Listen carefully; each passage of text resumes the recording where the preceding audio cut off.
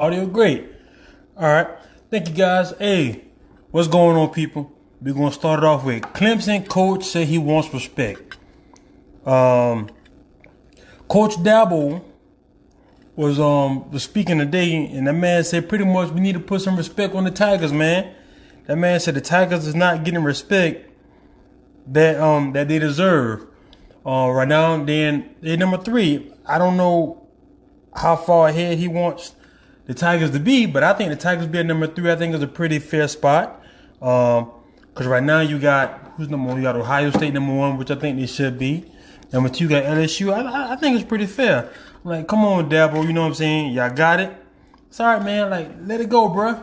Y'all did y'all thing, you know what I'm saying? Y'all showing up put a butt cutting on the Gamecocks, you know what I'm saying? Because we ain't did nothing what we supposed to do. We didn't do our job. But you know what I'm saying? But it's all good. I don't care. It don't matter. We gonna bounce back like never before.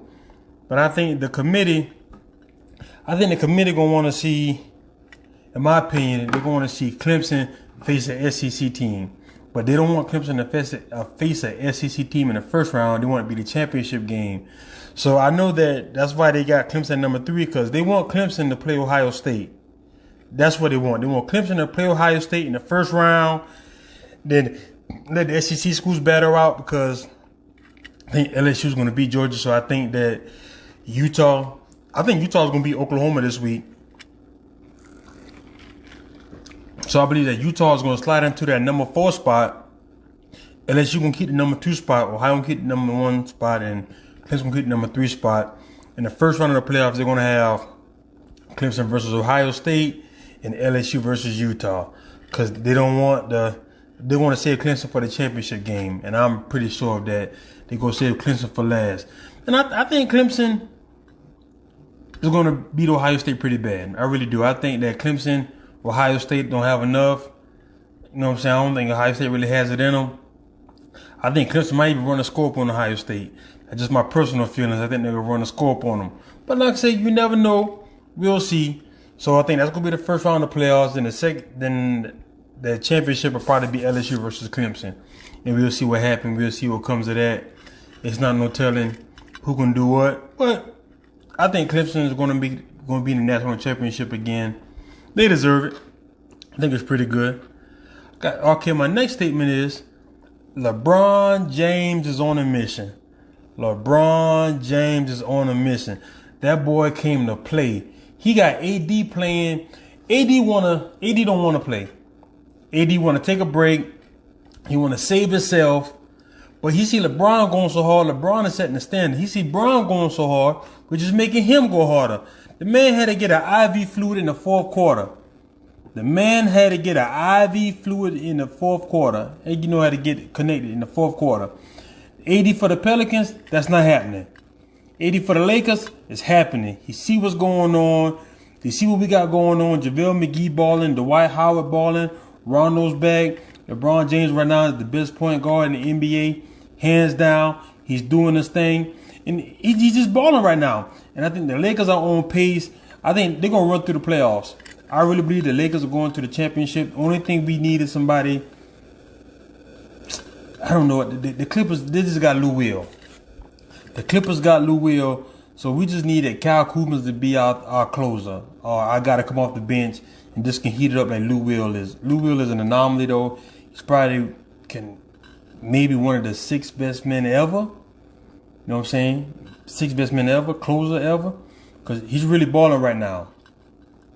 So, shout out to Lou Will for doing his thing. You know what I'm saying? Lakers, we coming back. We coming in strong. We coming in hard. We got it going on, Lakers.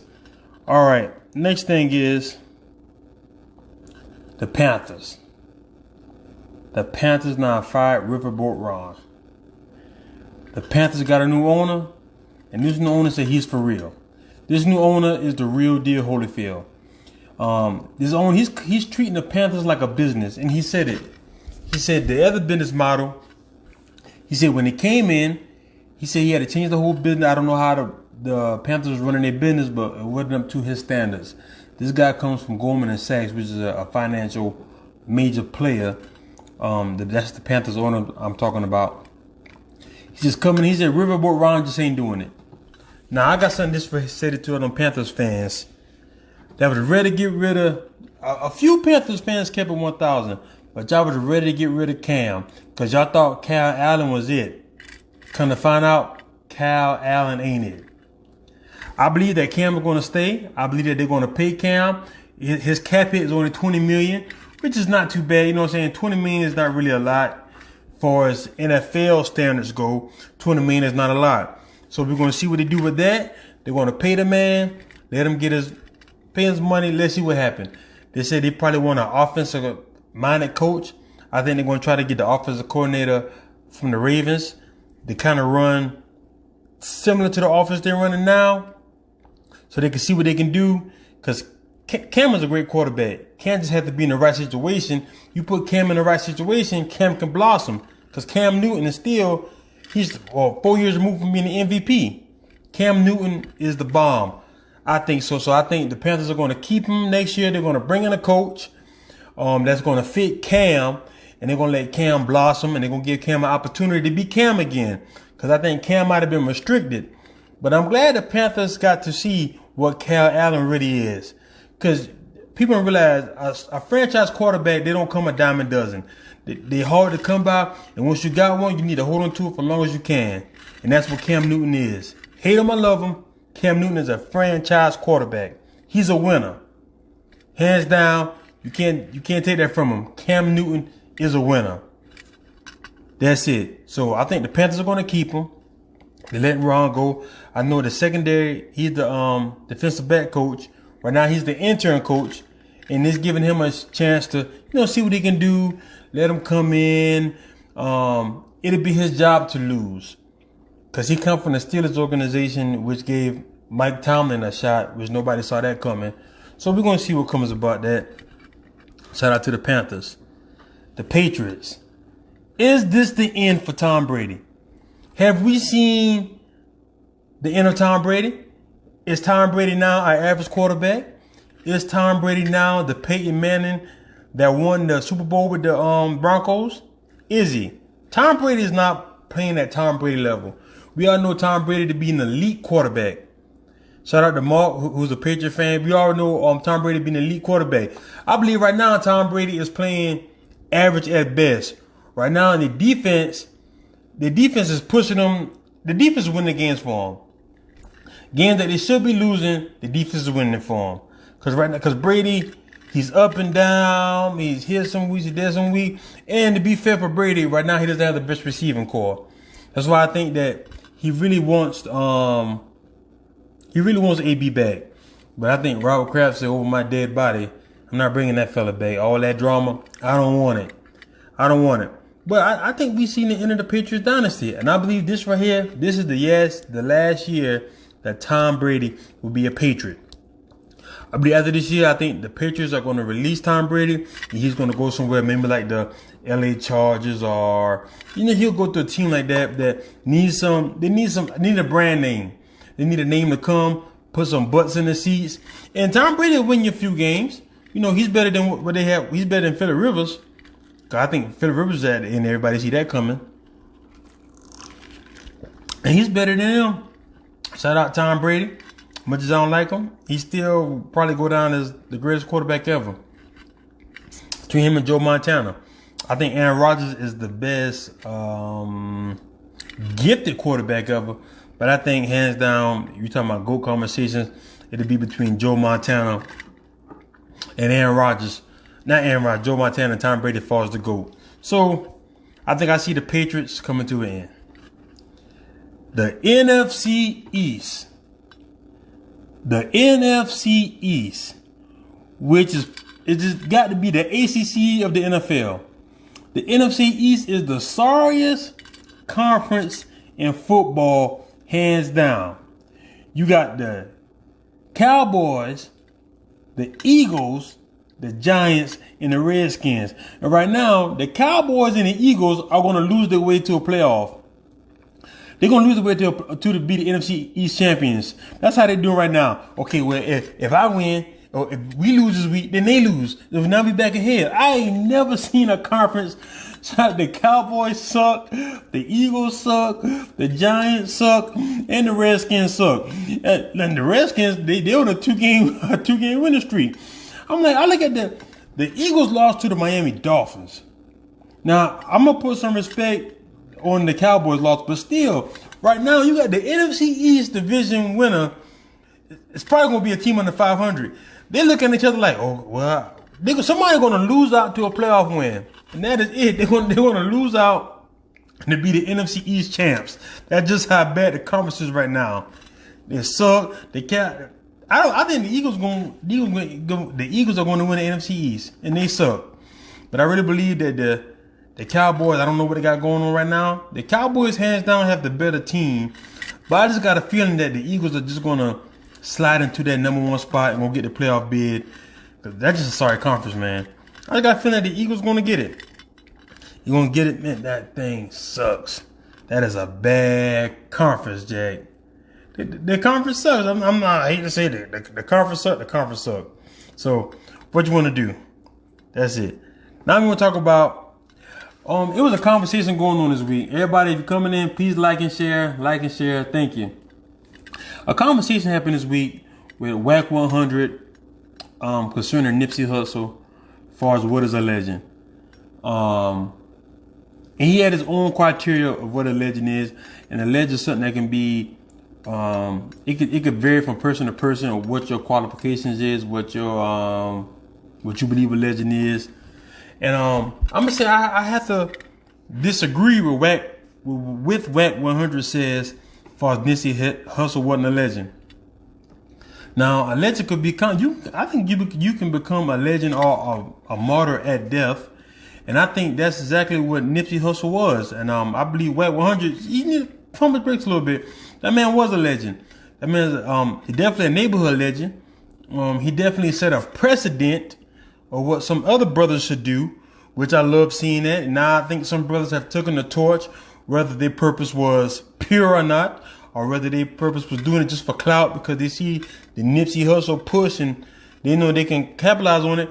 That brother, seeing what that brother did, made some people do some things that's changing lives. And you can't beat that. That is a legend. When you can affect a neighborhood and you can affect a nation and you can affect a country, you are a legend, Jack. Good or bad, you are a legend, man. And I think that I thought that was pretty weird. WAC 100, he just came with that energy. I thought that was a little weird, man. I don't know what the deal with it was, but you know, that's what he did.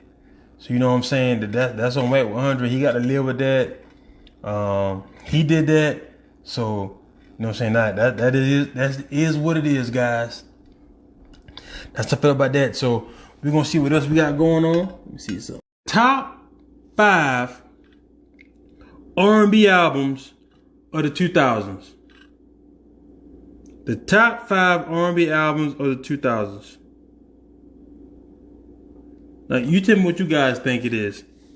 Because right now, I'm gonna go off my list. These are the top 5 albums of R&B albums from the 2000s. I'm going to go off my list. I think the number 5 R&B album of the 2000s is Neo, In My Own Words. Neo, In My Own Words. Now, that album consists of these songs, well, these are the hit songs everybody know. Tell me what you guys think. So Sick, When You're Mad, and Sexy Love. And everybody know this was Neo coming out album. This is after everybody found out that Neo was the writer. This was Neo coming out album. Banging album, R&B album. I think it came out 2006. My opinion, top 5 greatest R&B album of the 2000s. You gotta let me know what you think. I think it's top 5. Number 4 R&B album of the 2000s. I got Mariah Carey, The Emancipation of Mimi. Banging R&B album. Everybody know that's that 2005, 2006 banging R&B album. Tell me guys the album you think I should say album that I'm missing. Let me know what you guys think. Now the Mariah Carey album, of that song you had We Belong Together and Shake It Off. We Belong Together and Shake It Off, that took over the summer of 2006. Like Mariah Carey, don't like her.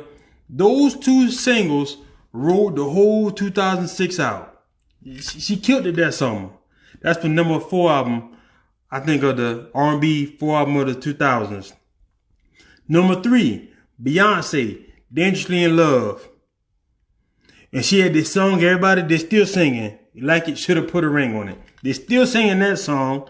One of my favorite songs is Beauty Musician, Love on Top, just because of all the octave changes and the key changes in it.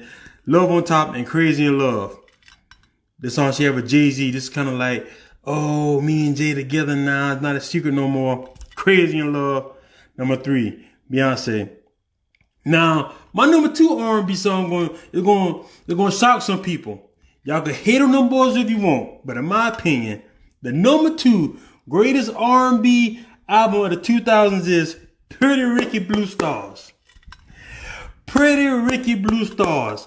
You gotta put some respect on Pretty Ricky's name. Pretty Ricky, they killed it in the 2000s.